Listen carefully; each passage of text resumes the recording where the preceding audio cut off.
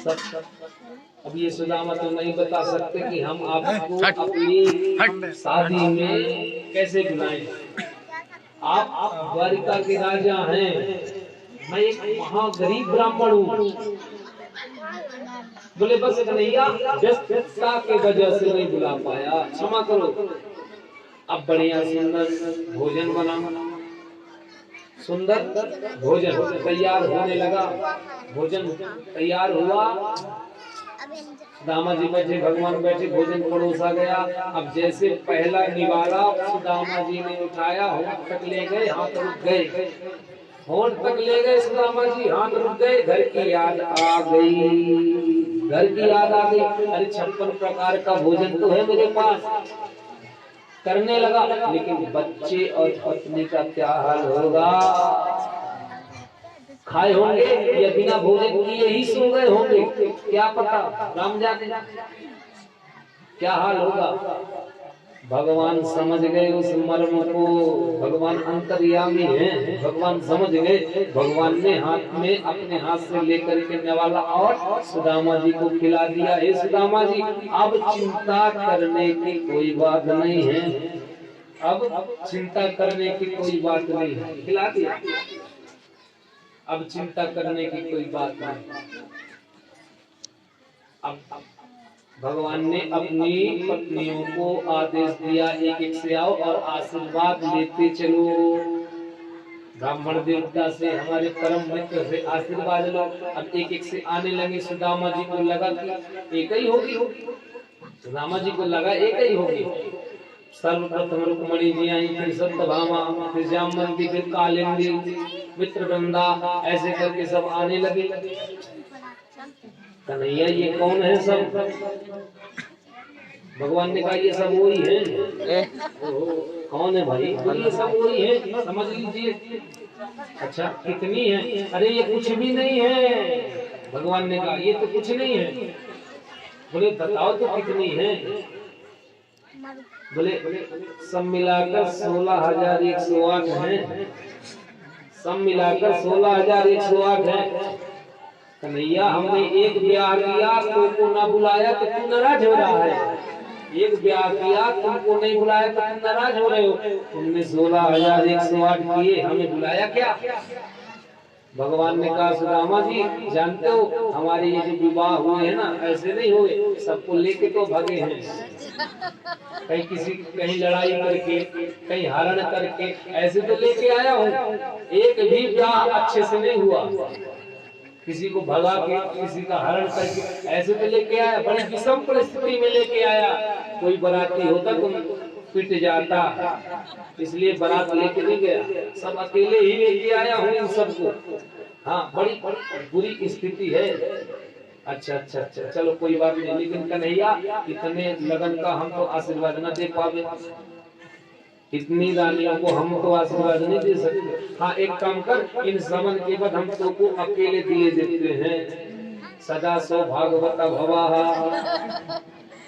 भगवान को ही दे दिया इकट्ठा आशीर्वाद सुदामा जी से। अब जैसे कक्ष में कमरे में भगवान लेके गए, सुदामा जी लेटे रहे। अब लेटे लेटे अकेले हैं, कोई नहीं है। अब सुदामा जी की एक बात सोचे जा रहे हैं, एक बात सता रही है सुदामा जी को। क्या?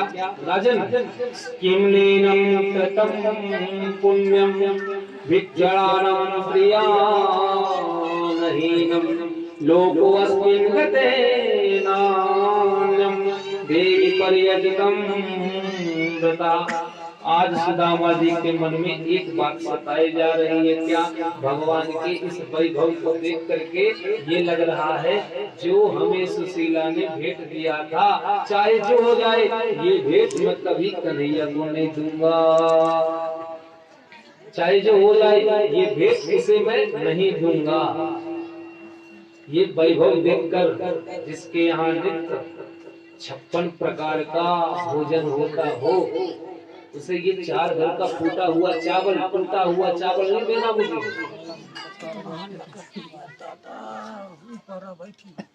उसे मैं ये टूटा फूटा चावल नहीं देना। उसे मैं एक टूटा फूटा चावल नहीं देना चाहता। भगवान तो अंतर्यामी है, क्या छुपा है भगवान से। आज प्रभु पहुंच गए, आज प्रभु पहुंचे, रुक्मणी जी भी है साथ में। भगवान ने कहा मित्र और तो सब ठीक है। ये मित्र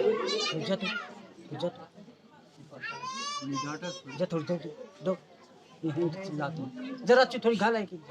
हे मित्र और तो सब ठीक है, लेकिन हमने सुना है गुरु के घर, मित्र के घर कभी खाली हाथ नहीं जाना चाहिए, जरूर भेंट लेकर के जाना चाहिए। तो भाभी जी ने हमारे लिए क्या दिया है, भाभी जी ने हमारे लिए क्या भेजा है, हमें दो हमारी भेंट। सुदामा जी ने कहा जल्दी जल्दी में भूल गए, जल्दी में भूल गए, कुछ नहीं रख पाए, क्षमा करो। भगवान को सब जानते हैं, भगवान सब जानते हैं, क्या छुपा है भगवान से, भगवान से कुछ छुपा है क्या, सब जानते हैं। भगवान ने कहा सुदामा जी अभी भी झूठ बोलने की आदत नहीं गई। सुदामा जी ये झूठ बोलना तो छोड़ो, कब बंद करोगे। एक बार बोला था आज तक भोग रहे हो। हमने पूछा क्या कर रहे हो, आपने कहा दांत कटकटा रहे हैं, खा चले रहे थे। ये झूठ बोलना बंद करो। एक बार बोला था आज तक इसकी सजा पा रहे हो। कभी झूठ नहीं बोलना चाहिए किसी से, झूठ बराबर पाप नहीं होता, याद रखना। आज भगवान ने कहा ऐसा तो हो ही नहीं सकता कि हमें भाभी भेंट न दे।